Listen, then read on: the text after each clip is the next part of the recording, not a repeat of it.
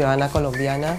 Me encuentro actualmente acá en el Uruguay porque hace más o menos 20 años salí en calidad de exiliada.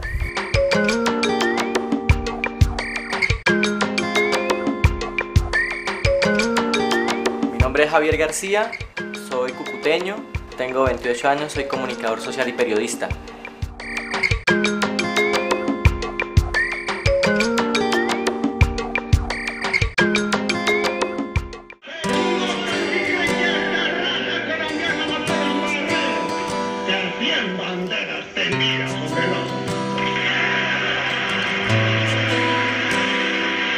Nos hemos tropezado una y otra vez con la paz.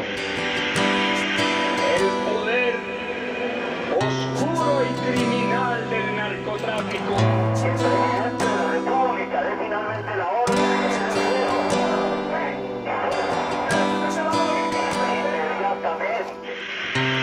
Hemos tenido que sortear grandes obstáculos.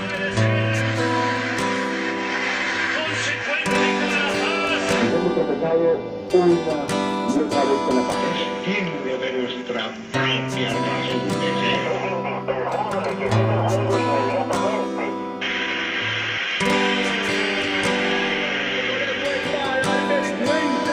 A ningún colombiano al presentar el pasaporte de su patria.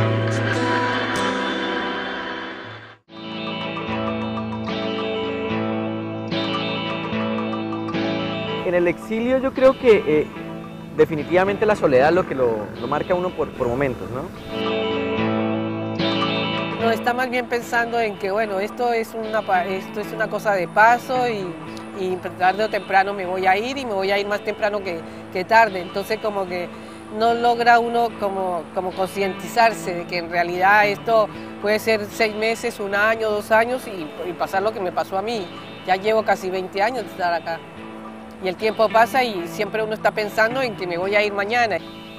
Pero hay momentos en que uno necesita la compañía, necesita a alguien que lo abrace, que cuando uno llegue a casa le pregunte que cómo le ha ido en el día, que qué quiere cenar, que para dónde vas a ir. Todas esas preguntas a veces hacen como falta. Mi hogar está constituido por mi hijo y yo acá en el Uruguay. Pero mi familia y lo que es mi hogar, mi familia está en Colombia. Y a veces lacera un poco el corazón eso, el sentimiento de la soledad.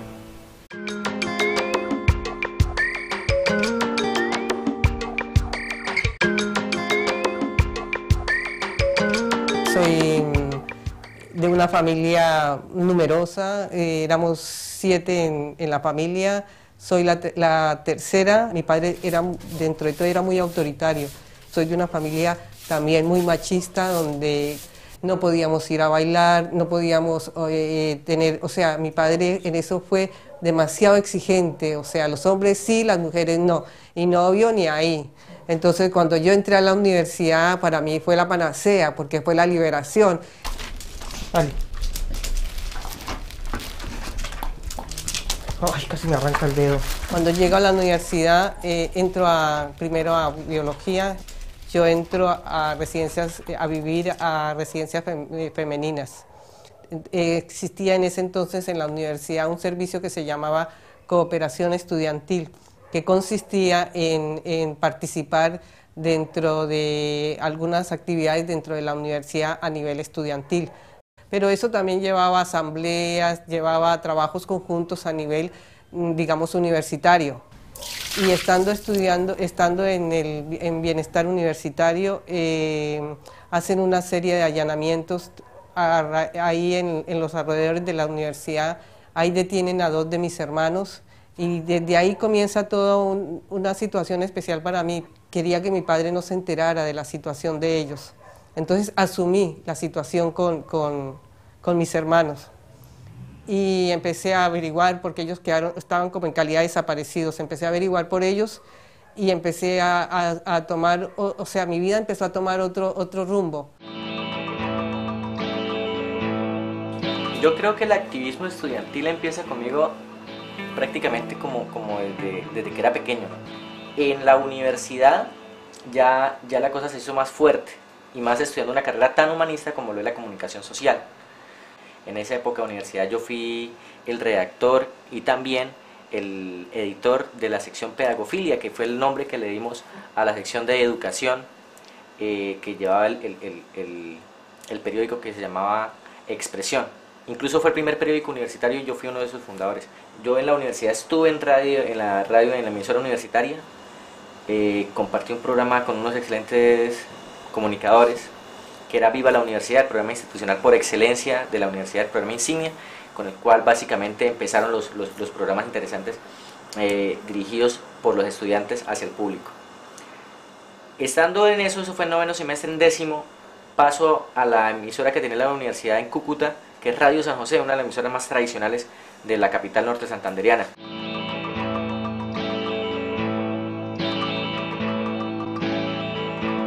En 2007 me gradúo y empiezo a trabajar en un programa comunitario muy bueno que se llama La Voz de los Barrios, y el programa es de corte comunitario y social, es de denuncia, y allá se trata de darle soluciones a los problemas sociales del área metropolitana de Cúcuta. Estando trabajando en ese programa, entonces recibo la llamada de un buen amigo mío y me comenta que para la asociación Cravo Norte, que es la asociación comprendida entre Occidental y Ecopetrol, necesitan un asesor de comunicaciones, un periodista para la zona.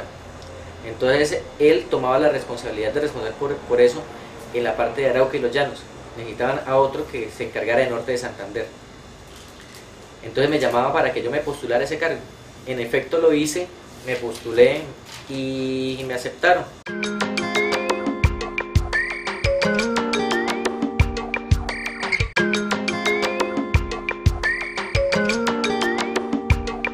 Entonces ahí me tengo que enfrentar a la situación de mis hermanos, dónde estaban, empezar a buscarlos en todos los centros digamos, no, más bien, sí, en las comisarías, más bien a nivel de los batallones, que era donde se tenía conocimiento que estaban.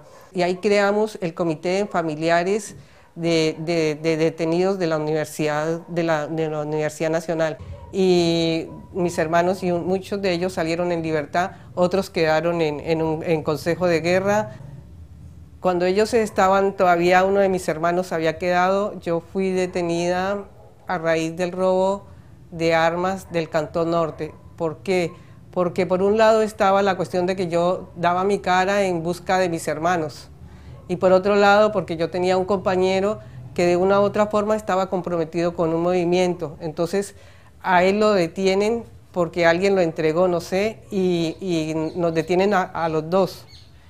Fuimos a dar ¿cómo es que se llama? A las caballerizas, al Cantón Norte, a las caballerizas. Ahí estuve yo casi 3 meses. Continué yo trabajando en Ecopetrol y empezamos a sacar lo que es los medios de la empresa, que eran medios en donde se plasmaban todas las obras sociales que venía haciendo la Asociación Cravo Norte, tanto en Arauca como en el oleoducto Caño Limón Coveñas, en el tramo que atraviesa norte de Santander. Eran 2 medios, un programa radial que era llamado Don Petro, por petróleo, y también el periódico que lleva el mismo nombre, Don Petro. El periódico salía cada mes, el programa una vez por semana. Para poder tener el material para compilar esa información, me tocaba desplazarme a las zonas. En el 2008, a mediados del 2008, mi profesión me obliga a ir tanto a Sarare como a Catatumbo a compilar información para los medios que hacía la empresa. Salimos el 15 de septiembre del 2008 a las 10 de la mañana con rumbo hacia la provincia de Ocaña. Teníamos que volver el viernes 19 de septiembre y nunca volvimos. El jueves 18 de septiembre a la 1:20 fui raptado por un comando armado del Ejército de Liberación Nacional, el ELN, la guerrilla. Y pues simplemente nos dijeron que querían hablar con nosotros. La entrevista, que debía durar al menos unas horas, duró, para mí, en mi caso, duró 56 días.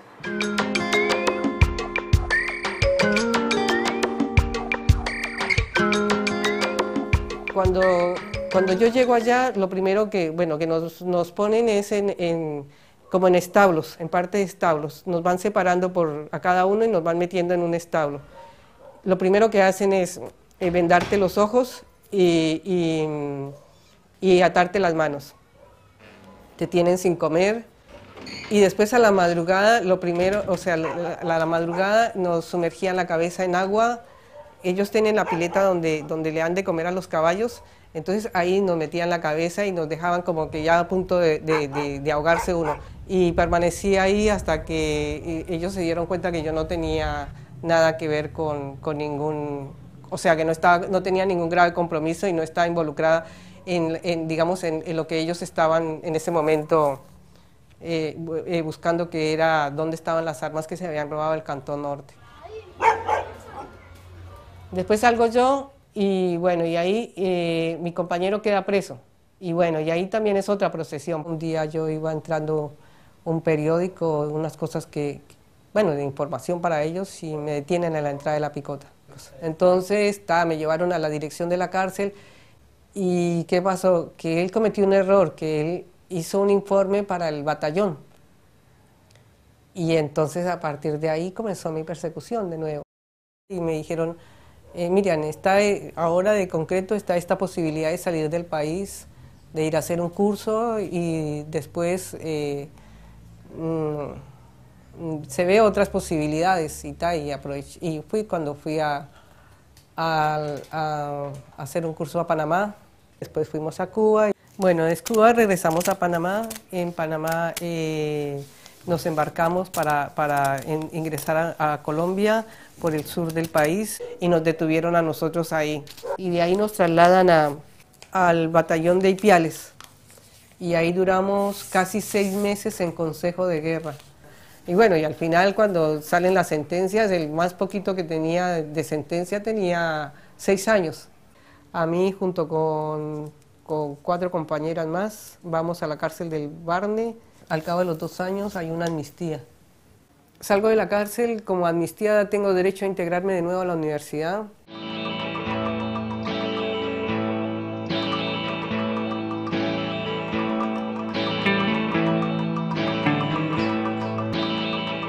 Yo directamente, como guerrillera, estuve y no estuve. Yo reconozco que yo no fui una persona que entré a un movimiento por una conformación, porque estaba formada ideológicamente para entrar o sea, formar parte de un movimiento armado, no, nunca lo estuve. O sea, yo creo que eso se fue dando a través de la relación con la gente, la relación o sea, las vivencias que uno iba teniendo en la medida que fue realizando diferentes actividades. Yo, por ejemplo, el trabajo con las comunidades indígenas fue algo que a mí me fascinó.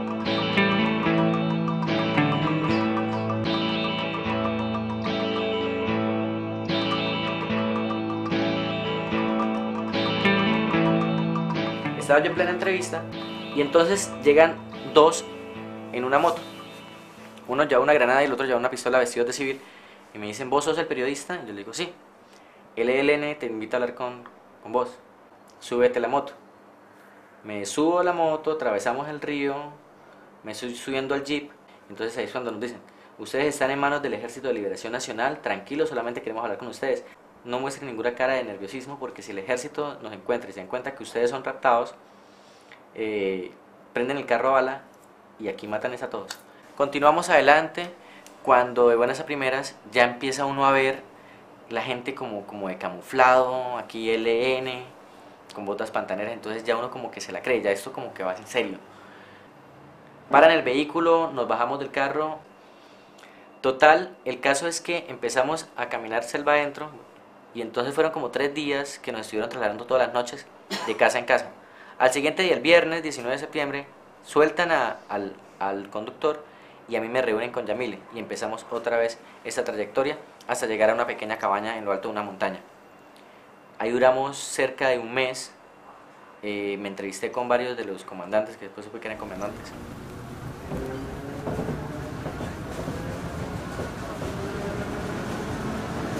El presidente Uribe hace un consejo de seguridad en Ocaña y a la pregunta que le hace un periodista, que le dice que hay una ingeniera, un periodista secuestrado por el ELN, él da la orden al ejército que nos rescate como sea. Y entonces ocurre algo como al mes, que fue un bombardeo que hicieron cerca a la cabaña donde nosotros estábamos. desde afuera uno lo ve como un poco fácil decir, no, pues que el ejército vaya y los rescaten, sí, que vayan y entren y lo saquen, pero estando adentro eso se complica, porque es que no podemos evadir el hecho de que estamos en conflicto y que ellos no van a llegar preguntando quién es el secuestrado para llevárnoslo o por favor entréguenlo, sino van a llegar es combatiendo, y al llegar combatiendo pues también van a ser repelidos, y en ese repel, ese cambio de balas, puede ser que caiga el desarmado, en este caso el secuestrado. A veces uno disfraza el susto con otras cosas, o lo trata de disimular haciendo otras cosas, como cantando. No tenía guitarra, pero sí cantaba a capela, incluso en las noches a veces yo empezaba a cantar, parecía una rocola, empezaba a cantar las canciones que a Yamil y a mí nos gustaba. De nuevo con el silencio de la noche, con mi guitarra estoy frente a tu ventana, con el temor que me hagas algún reproche, pero esperando que aunque sea de la gracia, que yo me voy a soñar a ese mundo que inventar me tocó, a donde imaginariamente tú y yo tenemos amores.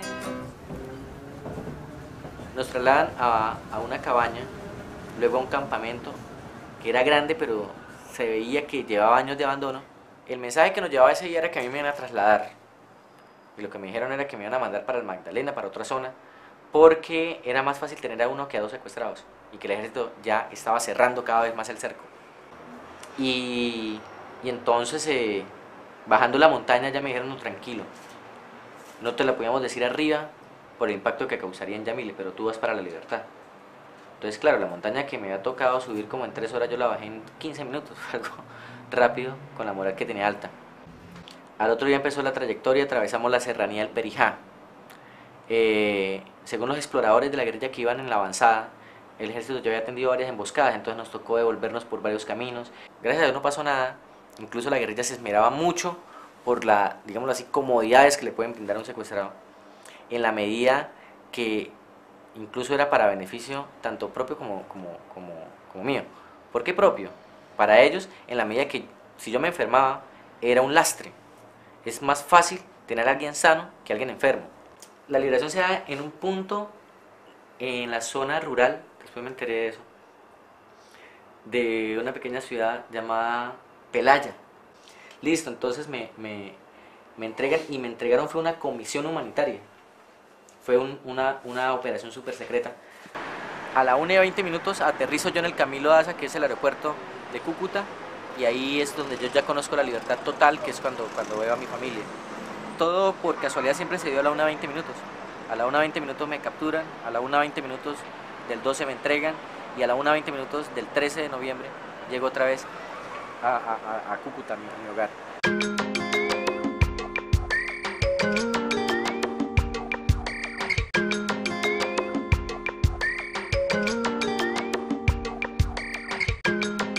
Estaba como en una cuestión de inseguridad grande. Yo viajo, definitivamente dejo la universidad, me voy para Cali. Ahí la situación mía sigue igual o peor en cuanto a la cuestión de seguridad. Entonces recurro a un amigo que había sido el defensor de mis hermanos, y le planteo la situación y le digo que a raíz de todo lo que estaba viviendo, que no me encontraba, para nada segura, y él me propone que él tiene unos amigos en Ecuador. Cuando llegó al Ecuador, llamo al teléfono que me habían dado como contacto, y me encuentro con que esas personas a las que yo iba a encontrar estaban detenidas, desaparecidas por la SIC, Servicio de Inteligencia Ecuatoriano. Bueno, y ante esa situación yo me comunico con Colombia y con el abogado que me había dado el contacto, y me dice que la única solución, que él puso en conocimiento a las autoridades de derechos humanos en el Ecuador sobre mi situación, y que la única alternativa que yo tengo en ese momento es ir al Centro Ecuménico de Derechos Humanos en Ecuador, que ahí me darían refugio. Y bueno, y se comienza a hacer solicitudes para varios países, entre ellos Suecia, Francia, y pasaron 5 o 6 meses y ninguno de esos países contestó. Y estando ahí ya casi como al año de estar en Ecuador, me llega una resolución de la OIM donde me habían solicitado refugio para el Uruguay y que ellos me daban las condiciones, o sea, me daban el pasaje y todo para que viajara, que ya estaba toda la documentación, que estaba todo listo para que yo viajara acá al Uruguay.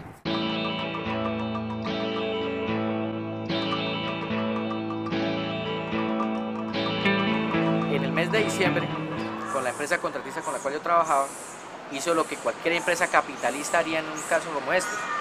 Me echaron.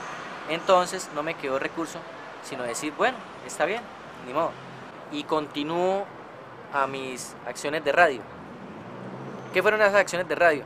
Recordemos que yo venía ya por Radio San José trabajando en la voz de los barrios, el programa de corte comunitario social, y entonces vuelvo a ese programa. Y entonces en el mes de febrero de 2009 empiezo yo a recibir amenazas por parte de desconocidos, en donde se demuestra la eficiencia del DAS al hacerme un estudio de riesgo que duró como alrededor de 6 meses, cuando en últimas debe durar entre 1 o 2. Total, sí reconocen que la situación mía es pertinente y sí reconocen que en el departamento corre riesgo mi vida, y entonces por intermedio de Mauricio Durán y la FLIP, que es la Fundación para la Libertad de Prensa, me envían hacia el programa de salida temporal de colombianos, más exactamente de la Pastoral Social, y entonces empiezo yo a tramitar la documentación necesaria y las pruebas para que mi caso se vea como pertinente y pueda yo optar por el exilio mediante ese programa. El 27 de junio recibo ya la noticia, me dicen que sí.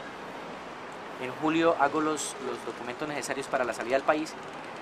El 23 de agosto a las 5 de la tarde dejo Cúcuta, dejo a toda mi familia, incluso a mi mamá fue la última con la que yo hablé, y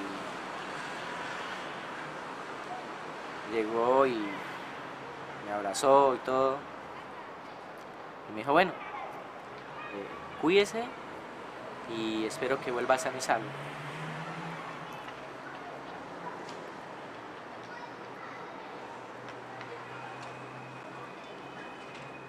Llegué a Bogotá y allá duré 2 días más, 3 días. El 26 de agosto a las 10 de la noche entro al Dorado, el aeropuerto internacional de la capital colombiana, y salgo en vuelo hacia el Cono Sur. Al día siguiente llegué acá a Buenos Aires y es donde estoy temporalmente.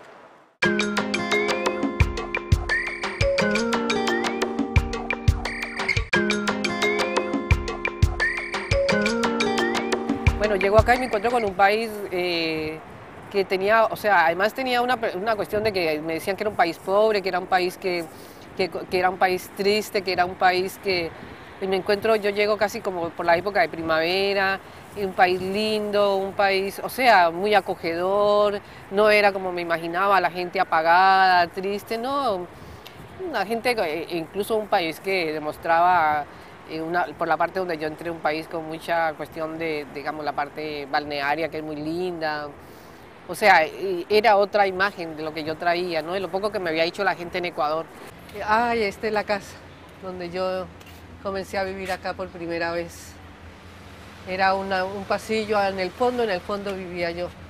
Juan Paulier 1657, acá era donde yo vivía cuando llegué acá al Uruguay por primera vez. Me acuerdo, por ejemplo, fue las primeras veces salía yo de acá a la calle principal, que era 18 de julio, y de ahí, bueno, era la cuestión de cómo es el país, cómo es la ciudad, y bueno, el hecho de estar en el centro me facilitaba muchas cosas porque todo lo hacía caminando, o sea, para donde iba caminando, no usaba mucho el ómnibus, generalmente me movía. A unas pocas cuadras había un restaurante y iba hasta allá a almorzar, porque acá en la casa no podía cocinar. Yo llego a Buenos Aires el 27 de agosto a las 7 de la mañana, hora argentina, 5 de la mañana, hora colombiana. Estábamos acá saliendo del invierno, ¿no? El día estaba bastante oscuro, parecía de noche. Incluso yo todavía no había captado lo que era la hora, la diferencia horaria. Me hospedo en el Hotel San Remo, en un barrio tradicional de Buenos Aires, que es Flores. Salí a desayunar. Incluso yo me acuerdo que ese día lo que desayunaban fueron medias lunas y café. Café cortado, que es el mismo café con leche colombiano.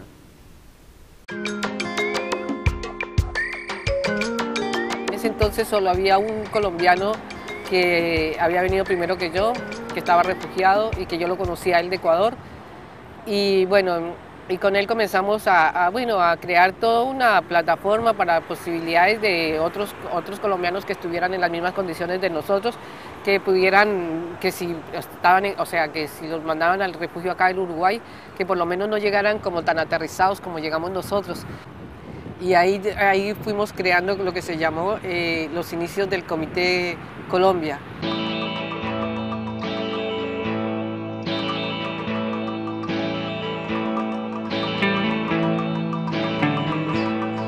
Al año más o menos de estar acá en el Uruguay, conozco al papá de mi hijo, entablamos una relación más o menos que duró un año, sí, que duró un año, y al cabo del año quedé embarazada.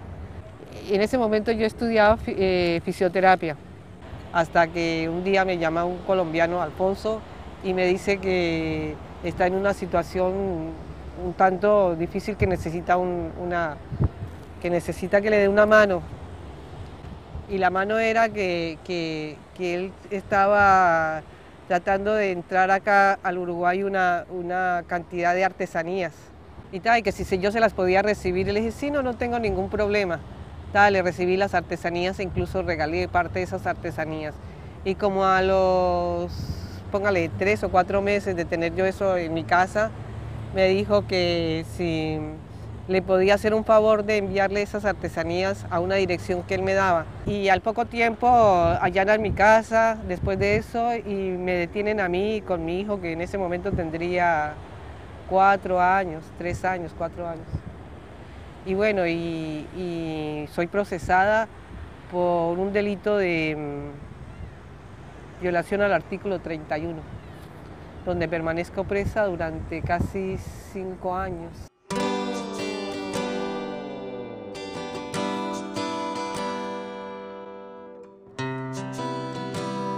La luché desde el momento que llegué hasta cuando salí, de que mi hijo estuviera conmigo. Consigo un trabajo, tengo algunos pacientes de podología, que la podología siempre me salvó la vida.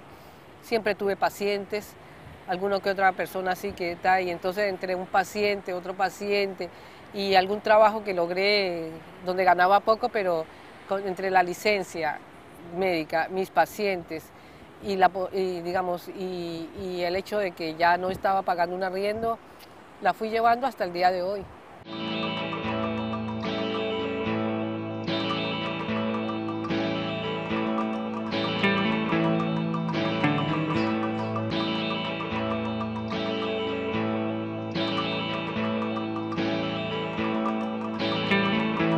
Yo no he dejado mi oficio de periodista todavía. El hecho de que yo esté por fuera de Colombia no quiere decir que deje de ser periodista. Periodista soy, periodista seré siempre. Desde aquí, desde Buenos Aires, yo envío notas para una página web que es www.asiescucuta.com, y allá me apoyan bastante. Incluso con el Día del Periodista, esa página me hizo un pequeño homenaje. Incluso hubo otros amigos que se percataron y me hicieron también un video. Y es algo que, como te digo, va sobre la marcha, ¿no? Estoy escribiendo mi libro, incluso estoy llevando, no un diario, porque un diario se llevaría todos los días, sino sí como una especie de agenda con notas de cosas que me pasan, de cosas que vivo, de lugares que visito. Y todo eso va engrosando un poco como el saber, como la vida que uno lleva por fuera, ¿no? De toda cosa, entre comillas, mala, que algo bueno. Del secuestro me dejó esa sensibilidad hacia el mundo, ahorita del exilio me está dejando esa sensibilidad hacia las cosas buenas que puede uno tomar, conocer, reconocer, adaptar, formar.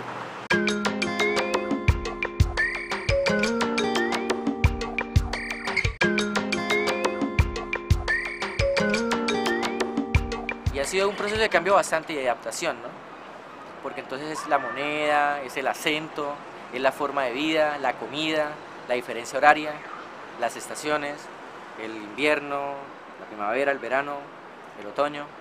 Los calores son a veces más desesperantes que el mismo frío, porque ya con el frío uno está más acostumbrado, sabe que con el movimiento y con unos, o sea, y con un calefactor en casa, como que se distensiona más el frío que con el calor, que por más ventilador que tenga uno, a veces hay momentos en que se agobia por la humedad del clima. La comida es bastante, o sea, es un choque como gastronómico que uno ve, ¿no? Porque uno acostumbrado, o al menos en mi caso, a desayunos un poco grandes, almuerzos también y a cenas también un poco armadas. Por ejemplo, son comidas que aquí casi se ven de vez en cuando en restaurantes étnicos o de restaurantes de algún país. Lo primero que va perdiendo es el afecto al café, porque el café acá, si bien se consume, no es un café bueno, porque es un café brasilero y es más fuerte. Uno tiene el paladar acostumbrado al café colombiano. Ahora se consigue, pero antes era... Y se va habituando uno al mate. Aquí hay una pequeña diferencia, que al café negro le dicen solamente café. Yo vine acostumbrado a decirle tinto, por poco me sirven una copa de vino. Hasta el mismo dialecto, porque acá se encuentra con un dialecto totalmente diferente, a pesar de que son países que hablan el habla española, pero acá para decir, no sé, por ejemplo, la palabra coger, acá no es muy usual usarla para lo que nosotros la usamos, ¿no? El acento, las palabras, la jerga que tienen en Argentina difiere mucho de la colombiana, y eso que estamos en el mismo continente, solamente nos separan 2 países. He conocido gente maravillosa, he conocido personas que de verdad valen la pena, así como otras que no, pero en sí no me he topado con tantas de ese grupo. Muchas personas me dicen, bueno, vos tendrías que conseguirte un compañero de buscar, porque Fernando ya como ves creció y él va a hacer su vida y vos vas a quedar sola. Pero yo no la veo en ese punto de vista, porque yo también fui chica, crecí, supe que la vida era esa, de que uno hasta cierto punto crece y después ya uno hace su vida y los padres juegan un papel, por qué no decirlo, secundario en la vida de uno.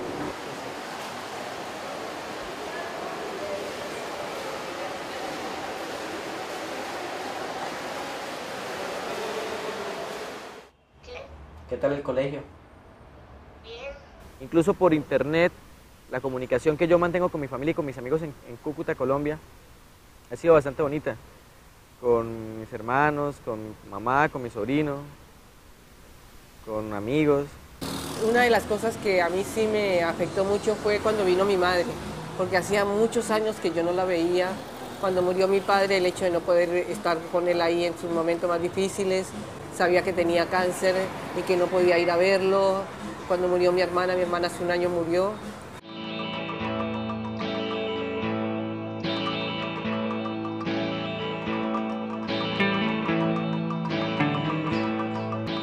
Recordar Colombia, la recuerdo en cada momento.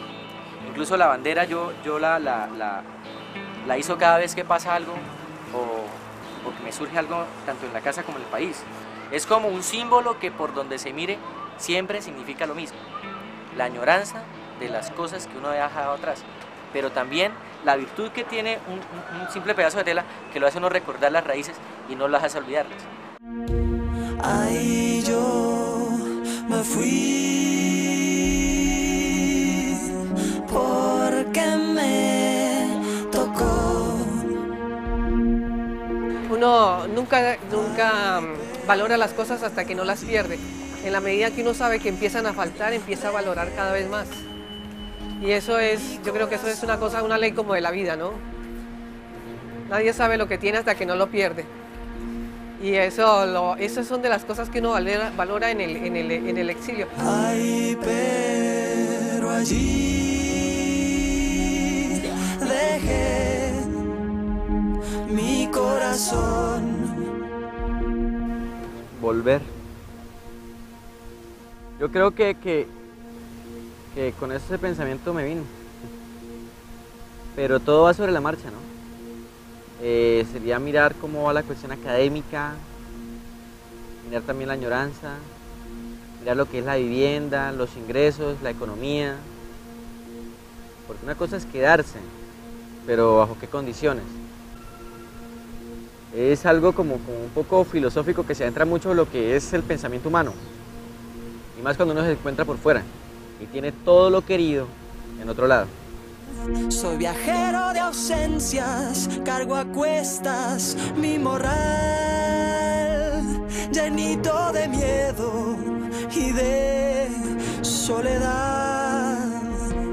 Pero si sigo vivo, por algo ha de ser.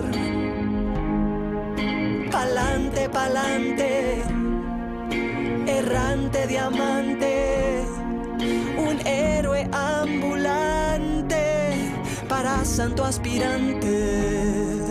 Que el velo se levante, la verdad escalofriante y sus miserias se destapen, la justicia haga parte de esta historia espeluznante.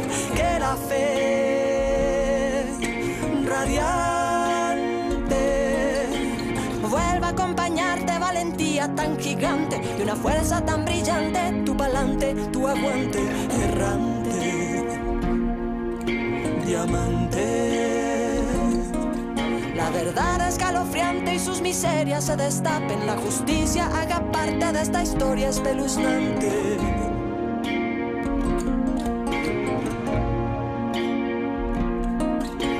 Que la fe radiante vuelva a acompañarte, valentía tan gigante y una fuerza tan brillante, tu pa'lante,